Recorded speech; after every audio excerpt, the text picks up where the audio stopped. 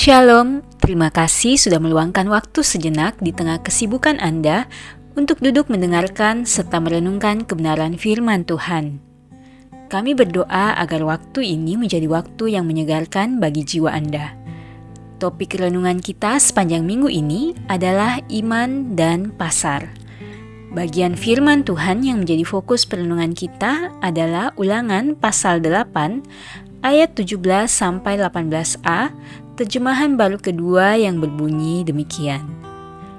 Janganlah sampai kau katakan dalam hatimu, kuasaku dan kekuatan tangankulah yang membuat aku memperoleh kekayaan ini. Tetapi haruslah engkau ingat kepada Tuhan Allahmu, sebab dialah yang memberikan kepadamu kekuatan untuk memperoleh kekayaan. Jemaat yang terkasih di dalam Tuhan, saat bisnis sedang sepi atau karir sedang macet, sangat mudah bagi kita untuk berseru, "Tuhan, tolong saya." Namun, apa yang terjadi ketika bisnis kita tiba-tiba meledak, omset berlipat ganda, dan kita mendapat promosi jabatan?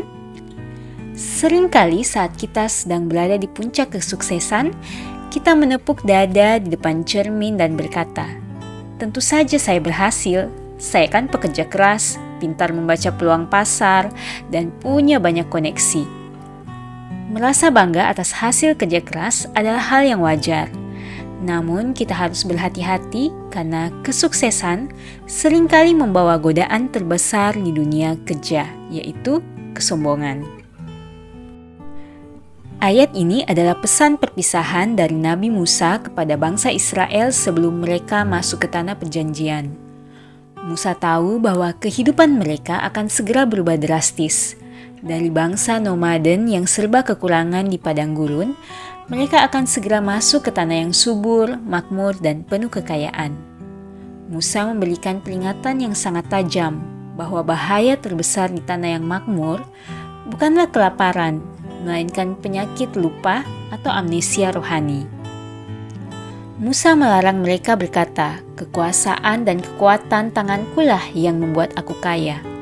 Sebaliknya, Musa menegaskan bahwa sekalipun mereka bekerja keras, Tuhanlah yang memberikan kekuatan, baik itu kemampuan, ide, kesehatan, untuk memperoleh kekayaan tersebut. Tanpa Tuhan, sehebat apapun manusia, usahanya akan sia-sia.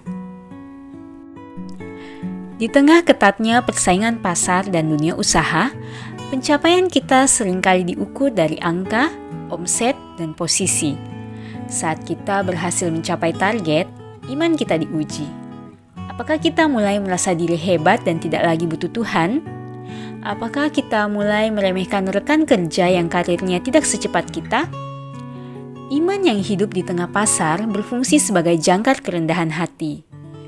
Iman menyadarkan kita bahwa modal utama kita, yaitu nafas kehidupan, kesehatan, kecerdasan otak untuk menyusun strategi bisnis, hingga pintu kesempatan yang terbuka, semuanya adalah murni pemberian Tuhan.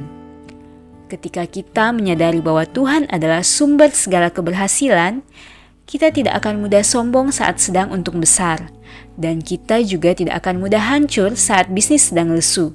Karena kita tahu sumber keberhasilan kita tidak pernah berubah.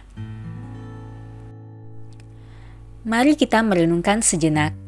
Ketika kita mendapatkan keuntungan besar, pujian dari atasan, atau kesuksesan dalam bisnis, siapakah yang pertama kali menerima pujian di dalam hati kita?